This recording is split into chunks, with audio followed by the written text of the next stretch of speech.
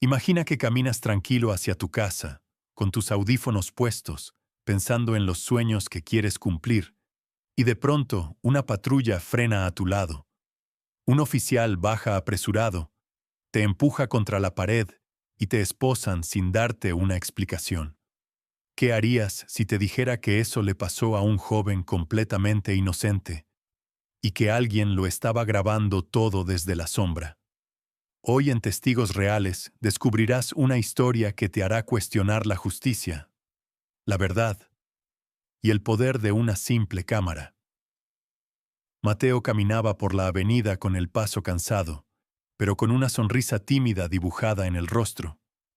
Acababa de salir de la cafetería donde trabajaba medio turno, y en su mochila gastada, llevaba algunos apuntes de la universidad y un libro usado que había comprado con las pocas monedas que le quedaban.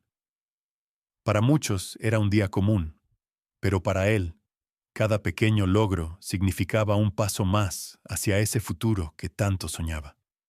A sus 19 años, Mateo no tenía lujos ni comodidades, pero sí un propósito: terminar sus estudios, ayudar a su madre y demostrar que la honestidad todavía podía abrir caminos en un mundo donde la mayoría elegía atajos. La calle bullía de gente que iba y venía, ajena a los pensamientos del muchacho. Mientras ajustaba sus audífonos y dejaba que la música lo aislara por un momento, pensaba en lo mucho que quería ahorrar para comprar un viejo automóvil que había visto en venta. No era un auto nuevo ni moderno, pero en su imaginación ya lo veía restaurado, convertido en símbolo de sus esfuerzos y de la vida que aspiraba a construir. Lo que Mateo no sabía era que, al mismo tiempo, a pocas cuadras de distancia, el oficial Ramírez conducía su patrulla con gesto endurecido. Ramírez, con más de 40 años y casi 2 décadas en la fuerza, cargaba con un cansancio invisible, el peso de una carrera hecha a golpes de realidad. Ese día había recibido una llamada por radio. Un joven sospechoso de robo había sido visto en la zona, portando una mochila negra y una camiseta clara. La descripción era vaga, insuficiente para señalar a alguien con certeza. Pero Ramírez, curtido por años de frustración, vio en esa información una oportunidad para actuar. En su mente, más de una vez los delincuentes habían escapado porque nadie había reaccionado a tiempo, y él estaba decidido a no dejar pasar a otro. Sus ojos se posaron en Mateo, que avanzaba distraído en la acera. La mochila en su espalda, la camiseta clara y la edad coincidían con lo que había escuchado por radio. Fue suficiente. Sin dar espacio a dudas, pisó el freno y estacionó de golpe. El ruido de las llantas contra el asfalto hizo que algunos peatones giraran la cabeza. Mateo apenas alcanzó a quitarse un audífono cuando vio al oficial aproximarse con firmeza. No entendió nada. Lo siguiente fue sentir una mano pesada empujándolo contra la pared, su rostro rozando el frío del concreto y sus brazos siendo llevados hacia atrás. Las esposas apretaron sus muñecas en un chasquido metálico que lo dejó paralizado. «¿Qué hice, oficial?», balbuceó sin comprender. Ramírez no respondió. Revisó la mochila con brusquedad, sacando los libros, los apuntes, el uniforme de la cafetería. Para él era un procedimiento más, una rutina repetida cientos de veces. Para Mateo era el inicio de una pesadilla. Los transeúntes comenzaron a detenerse. Algunos observaban de lejos, otros cuchicheaban. Un par de celulares se alzaron tímidamente para grabar, aunque nadie se atrevió a intervenir de frente. La escena se cargaba de un silencio incómodo, roto solo por los murmullos y el ruido del tráfico. Desde un balcón en un edificio cercano, una cortina se movió apenas. Detrás de ella, Lucía, una joven estudiante de periodismo, alzó su celular y comenzó a grabar. Sus manos temblaban, pero no apartó la cámara. Lo que veía no le parecía justo. Un chico desorientado, suplicando sin respuesta, mientras un oficial endurecido lo trataba como a un criminal. El corazón de Mateo golpeaba con fuerza. Una y otra vez intentaba explicar que venía del trabajo, que revisaran bien sus cosas, que llamaran a su madre para comprobar quién era él. Pero sus palabras se perdían en el aire, ignoradas. Lo único que escuchaba eran las órdenes secas del oficial y los clics de las esposas ajustándose.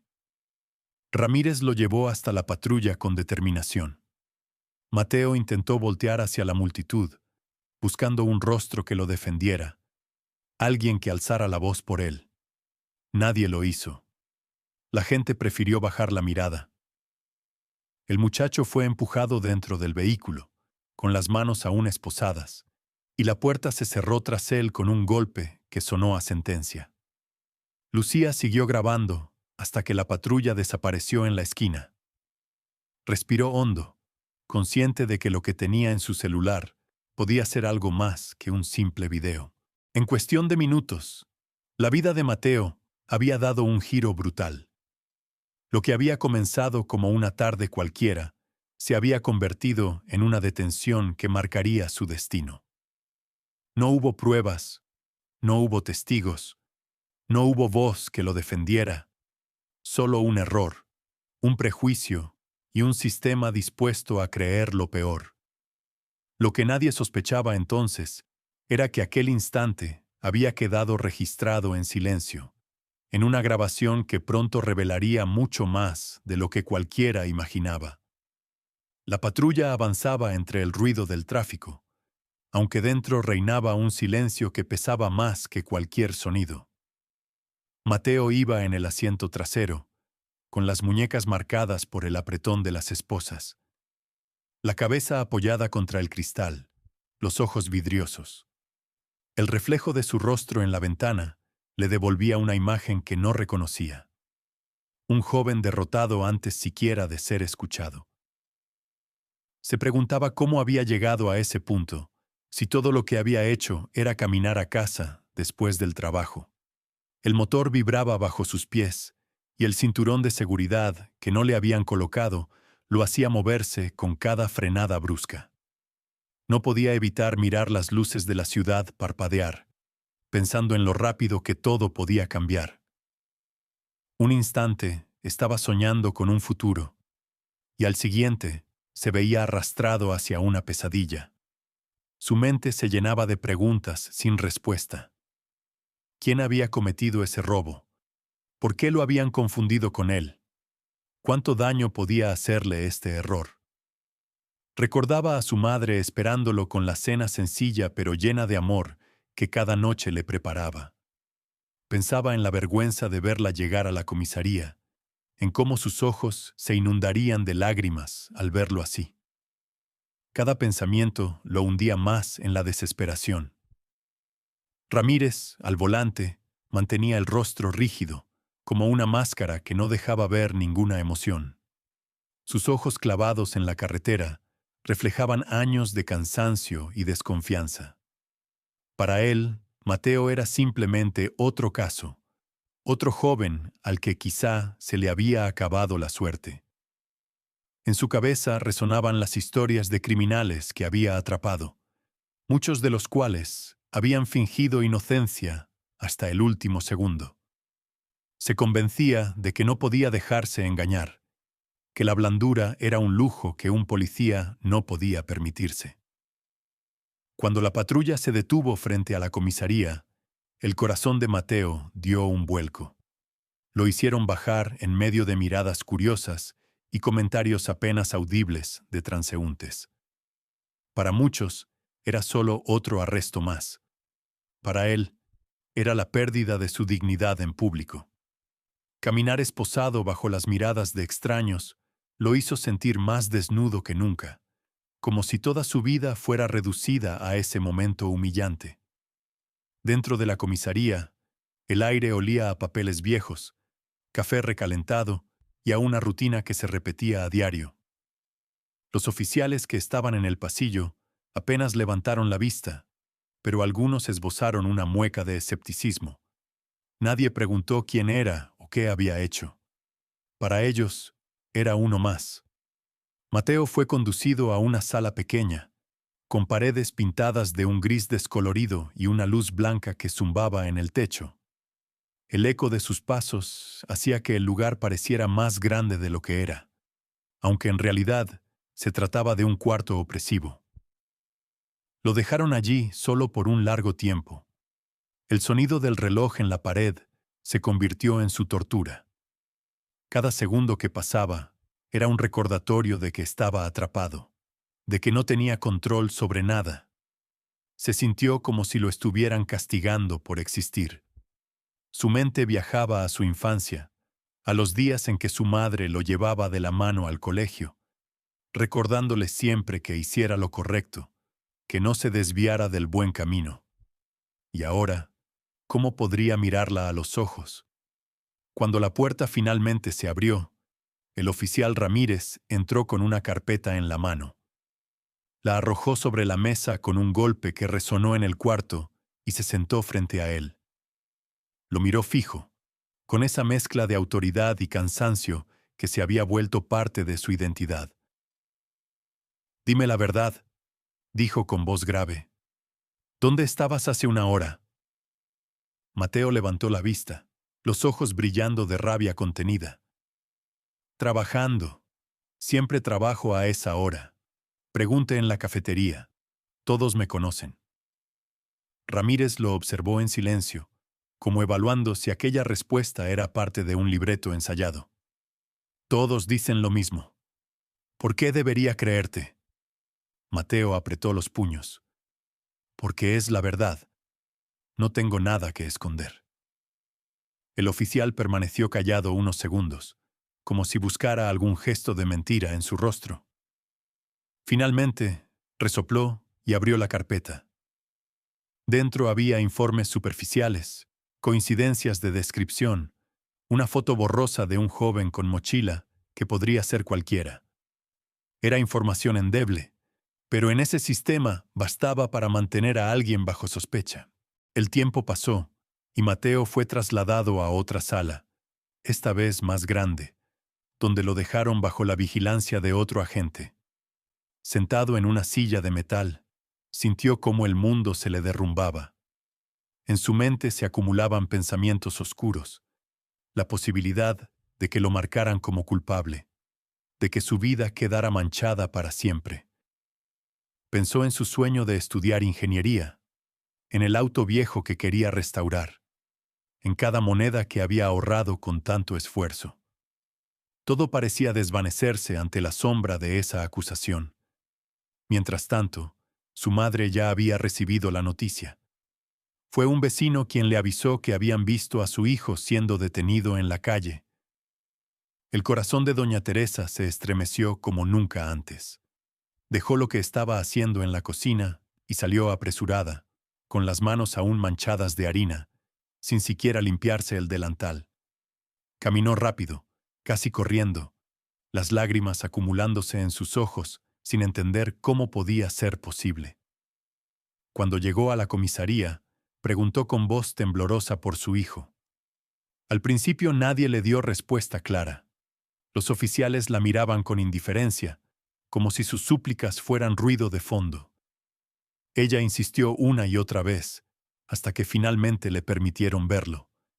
El encuentro fue un golpe devastador. Allí estaba su muchacho, esposado, con la mirada perdida. Sus ojos se llenaron de lágrimas al verlo en ese estado. Caminó hacia él con desesperación, lo tomó de las manos frías y esposadas, y entre sollozos le dijo que todo estaría bien, aunque en el fondo sentía miedo como nunca antes. «Hijo, yo sé quién eres», le susurró. «Nada de lo que digan puede cambiar eso». Mateo la miró con los ojos enrojecidos y apenas logró responder. «Mamá, no hice nada, lo juro». Ramírez observaba la escena desde la esquina del cuarto. Por un instante, algo en su interior titiló. Recordó a su propia madre en tiempos difíciles. Recordaba la mirada de ella cuando lo defendía de acusaciones injustas en su juventud. Pero enseguida apretó la mandíbula, cerró esa rendija de humanidad y recuperó el gesto duro que lo caracterizaba. Para él, las emociones eran una debilidad que no podía permitirse. La noche avanzaba y las horas se hacían eternas. Los papeles circulaban entre escritorios. Las versiones se acomodaban para que el arresto tuviera sentido. La burocracia empezaba a sellar la suerte de Mateo. Y sin embargo, la verdadera prueba de su inocencia estaba oculta lejos de esas paredes, en un celular que guardaba silenciosamente el video que nadie en la comisaría sabía que existía.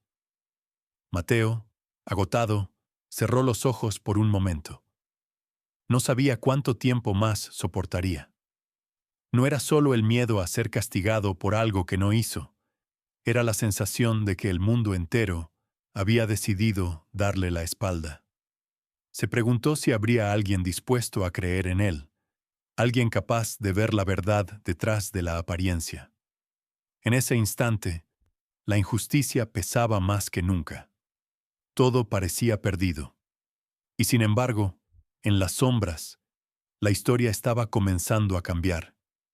Lucía despertó con los ojos pesados y el celular aún en su mano. Apenas había dormido, pero no podía permitirse dejarse vencer por el cansancio. Desde la ventana de su cuarto, la ciudad parecía igual que siempre. Autos que pasaban, transeúntes apresurados, un niño que caminaba de la mano de su padre rumbo a la escuela. Todo se veía normal, y sin embargo, ella sabía que bajo esa aparente calma latía una injusticia que nadie más parecía ver. El video seguía allí, en su galería, intacto. Lo reprodujo una vez más. El sonido metálico de las esposas cerrándose alrededor de las muñecas del joven retumbaba como un eco dentro de ella. No podía sacarse de la cabeza la expresión en el rostro de ese muchacho, la mezcla de incredulidad, miedo y súplica. No gritaba, no insultaba, solo pedía explicaciones. Eso era lo que más la desgarraba. Lucía no conocía a Mateo, no sabía quién era, de dónde venía, ni qué sueños lo movían, y sin embargo, sentía una conexión extraña con él. Tal vez porque lo había visto vulnerable, tal vez porque sus ojos hablaban más que cualquier palabra.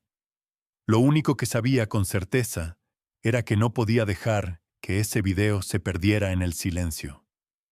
Pero ¿cómo dar el paso? Las horas transcurrieron lentas, entre pensamientos y dudas. En su mente aparecían posibles escenarios. Publicarlo en redes sociales y volverse viral. Entregarlo a un medio de comunicación. Buscar a un abogado que se atreviera a usarlo como prueba.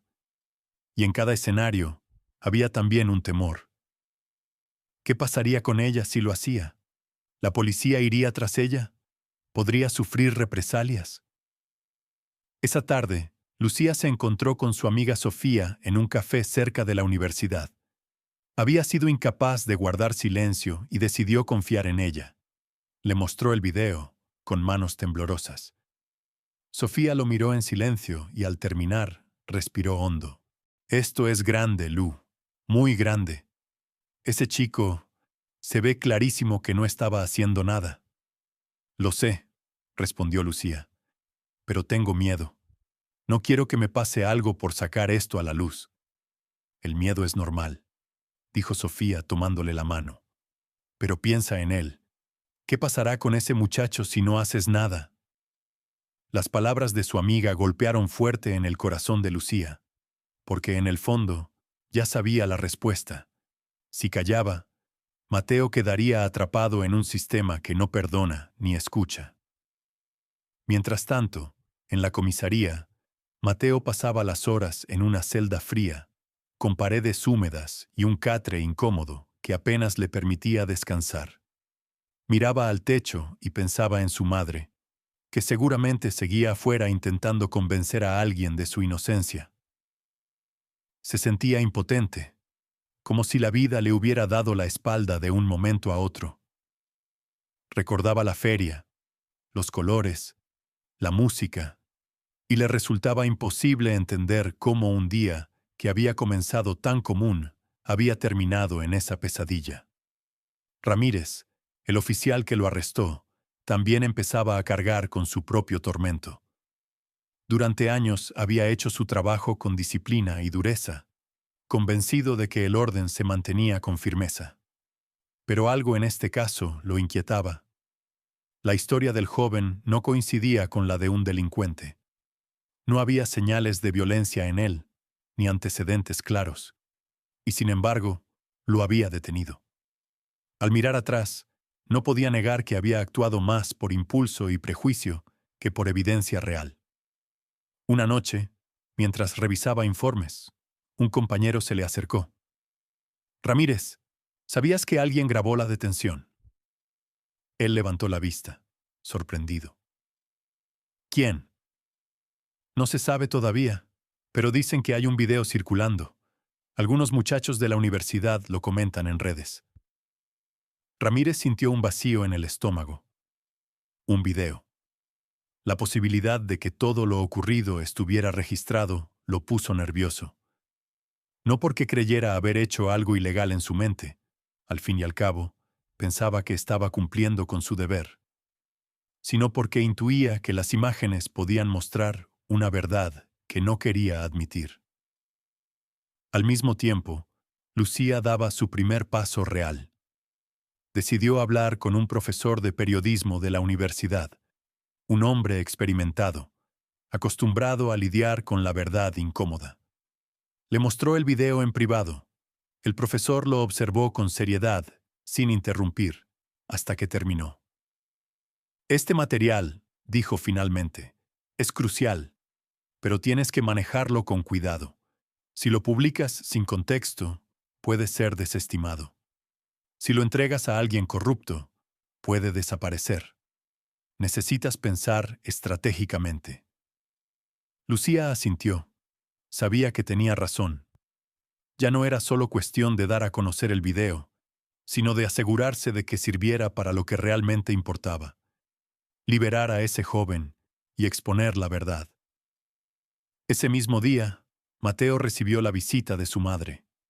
Ella, con ojos cansados pero firmes, le tomó las manos a través de los barrotes. «Hijo, tienes que ser fuerte. Estoy haciendo todo lo posible». «Mamá, yo no hice nada», respondió Mateo con lágrimas contenidas. «No entiendo por qué me tratan así. Yo sé que eres inocente, y lo demostraré, te lo prometo». Mateo cerró los ojos y asintió, aunque en su interior la desesperanza lo consumía. Mientras tanto, Lucía comenzó a difundir el video en círculos pequeños. Primero a algunos compañeros de clase, luego a contactos en grupos de la universidad. Las reacciones fueron inmediatas: indignación, sorpresa, rabia. Muchos compartieron el archivo, convencidos de que no podían permitir que quedara en la oscuridad. El video comenzó a expandirse como fuego en pasto seco, aunque aún sin alcanzar a los grandes medios. En redes sociales aparecieron los primeros comentarios. ¿Vieron lo que pasó en el centro ayer? Ese muchacho estaba tranquilo, no estaba haciendo nada. Esto es abuso de poder. Aunque aún eran voces dispersas, empezaban a formar un murmullo colectivo que pronto se convertiría en un grito. Ramírez no podía ignorarlo más. La presión aumentaba, los rumores lo rodeaban, y dentro de él una batalla se libraba entre el deber que siempre había defendido y la creciente certeza de que, esta vez, podía haberse equivocado. Lucía, por su parte, sentía que estaba en el filo de una decisión que podía cambiarlo todo. Tenía en sus manos la posibilidad de transformar la vida de Mateo, pero también sabía que al hacerlo, pondría en riesgo la suya. El peso de esa verdad la mantenía en vela cada noche. El destino de todos comenzaba a girar en torno a un solo objeto: un celular con un video que mostraba más que imágenes. Mostraba la delgada línea entre la justicia y la injusticia. Y esa línea estaba a punto de romperse. Las horas posteriores a la publicación masiva del video fueron un torbellino. La ciudad ya no hablaba de otra cosa. Los cafés, los taxis, los pasillos de la universidad y hasta los programas de radio local tenían un mismo tema: el arresto injusto de Mateo. En los noticieros repetían una y otra vez el fragmento clave: el momento exacto en el que Ramírez empujaba a Mateo contra el coche patrulla, mientras éste levantaba las manos diciendo: «No he hecho nada». Una imagen simple, pero cargada de significado. La indignación comenzó a transformarse en acción. Estudiantes universitarios organizaron un foro improvisado en la explanada central. Hablaron de derechos humanos, de la importancia de denunciar abusos, de cómo una sociedad no podía permitir que un inocente fuera tratado como un criminal. Entre ellos, sin que nadie lo supiera, estaba Lucía, escuchando cómo su video había encendido algo mucho más grande que ella. Mientras tanto, en la comisaría, el ambiente se volvió denso. Algunos policías se mostraban incómodos de estar asociados a Ramírez. Otros, más leales a la jerarquía, lo defendían en silencio, alegando que la gente no entendía lo que significaba hacer cumplir la ley. Pero incluso entre ellos, el video generaba dudas. Ramírez empezó a sentir lo que nunca había sentido: aislamiento. Donde antes había saludos, ahora había silencio. Donde antes había camaradería, ahora había miradas que evitaban cruzarse con la suya. El video no solo lo había expuesto ante la ciudad, también lo había desnudado frente a sus propios compañeros. La familia de Mateo vivía una montaña rusa de emociones. Su madre, doña Carmen, se convirtió en una figura pública sin buscarlo. Los periodistas acudían a su casa a diario. Le pedían entrevistas, declaraciones, fotos. Ella, con un delantal todavía manchado de masa y las manos desgastadas por años de trabajo, se mostraba fuerte, pero en el fondo se sentía vulnerable. «Solo quiero a mi hijo en casa», decía con voz firme. «No es un delincuente. Nunca lo ha sido». El video también transformó a Mateo en un símbolo. No era solo él. Era el rostro de todos los jóvenes que habían sido señalados injustamente. Era el eco de todas las madres que alguna vez habían sentido miedo de que sus hijos fueran acusados sin razón. Un periodista nacional entrevistó a un grupo de vecinos que conocían a Mateo desde niño. Una señora contó cómo lo había visto ayudar en las colectas para comprar útiles escolares en el barrio. Un hombre mayor habló de la vez que Mateo le reparó la bicicleta sin cobrarle un peso. Poco a poco, la imagen del sospechoso se desmoronaba ante la opinión pública. Mientras eso ocurría afuera, dentro de la celda, Mateo pasaba las noches en vela. El sonido de los cánticos que se filtraban desde la calle se mezclaba con sus pensamientos. Se preguntaba cómo era posible que tanta gente, incluso desconocidos, se levantaran por él. ¿Valía tanto? ¿Por qué había despertado algo tan grande? Una tarde, un guardia se acercó a su celda con un gesto extraño, casi humano. Le susurró: «Tienes que saberlo. La ciudad está hablando de ti. Tu caso ya no es tuyo, es de todos». Mateo se quedó en silencio. Esa frase lo golpeó fuerte. Entendió que lo que le pasaba ya no era solo su dolor, era un espejo en el que muchos se miraban. Del otro lado, Ramírez también enfrentaba su propio reflejo. En su departamento, con la televisión encendida, vio un programa donde psicólogos, abogados y ciudadanos analizaban su actuación. Lo llamaban símbolo de corrupción, ejemplo de abuso de autoridad. Nadie hablaba de él como persona, solo como villano. Y por primera vez, en medio de su rabia y orgullo, algo se quebró. Empezó a cuestionarse si había cruzado una línea invisible de la que no se podía volver. El golpe más duro llegó cuando su hija adolescente, al verlo llegar a casa, le preguntó: «Papá, ¿por qué trataste así a ese chico?». Ramírez no supo qué responder. Su hija, La persona a la que siempre había querido inculcar valores, lo estaba viendo ahora como un extraño. La presión seguía aumentando. En las calles, marchas espontáneas llenaban las avenidas principales. En una de ellas, estudiantes levantaron pancartas con la frase «Todos somos Mateo». Cantaban, gritaban, tocaban tambores. La ciudad vibraba con un sentimiento colectivo. No se trataba solo de un caso, era una lucha por algo más profundo. El tribunal convocó a una audiencia extraordinaria para revisar el material. Ese día, la sala estaba llena a reventar. Afuera, cientos de personas esperaban noticias. Dentro, se respiraba tensión. Cuando el video comenzó a proyectarse en una gran pantalla, el silencio era absoluto. Las imágenes se repitieron en cámara lenta, en ángulos editados por los periodistas. Cada gesto, cada palabra, cada mirada. El juez observaba con seriedad. Los murmullos crecían a medida que la verdad se hacía imposible de negar. Mateo, sentado en la sala, tenía las manos entrelazadas, sudorosas. Su madre le tomó la mano y se la apretó con fuerza, como diciéndole, «Resiste, ya casi llegamos». Ramírez estaba a unos metros, con el rostro endurecido, pero por dentro se sentía atrapado. No podía negar lo que estaba viendo, él mismo convertido en verdugo. Cuando terminó la proyección, el juez habló con solemnidad. Este tribunal tomará una decisión, pero es evidente que el material presentado pone en tela de juicio la validez de la detención. La justicia debe atender no solo a la letra de la ley, sino también a la verdad que los hechos revelan. La sala estalló en murmullos. Afuera, la multitud gritaba con más fuerza que nunca. La tensión era insoportable, pero también cargada de esperanza. Y en medio de todo, una pregunta flotaba en el aire. ¿Qué pasaría después?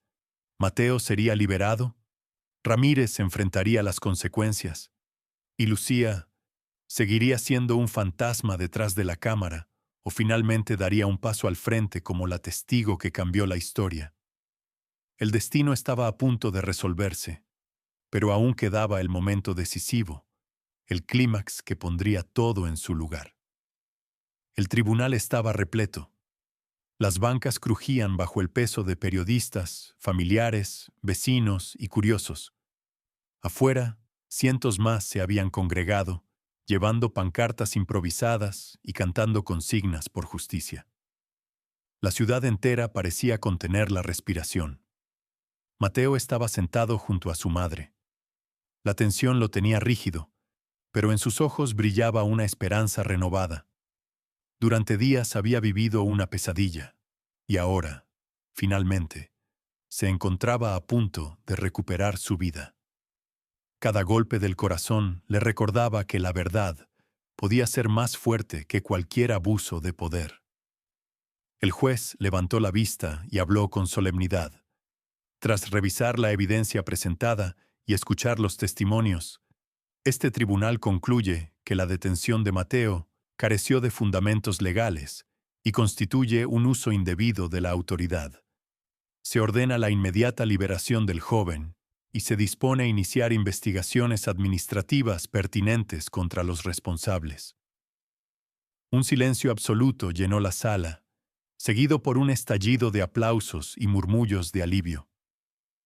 Mateo sintió como un peso enorme se desprendía de sus hombros. Su madre lo abrazó con fuerza, llorando y riendo a la vez, mientras él no podía contener las lágrimas. Ramírez permanecía en el estrado, rígido, como si su cuerpo no pudiera procesar lo que escuchaba. Por primera vez, comprendió que sus actos habían causado un daño real. La frustración, la negación y el orgullo chocaban con la culpa que lo consumía por dentro. No había excusa que borrara los minutos de terror en los ojos de Mateo. Y entonces, Lucía apareció. Caminó entre la multitud, con la cabeza erguida, pero con los nervios visibles en sus manos temblorosas. Finalmente, se presentó ante el juez y dijo: «Yo grabé el video que demuestra que Mateo es inocente.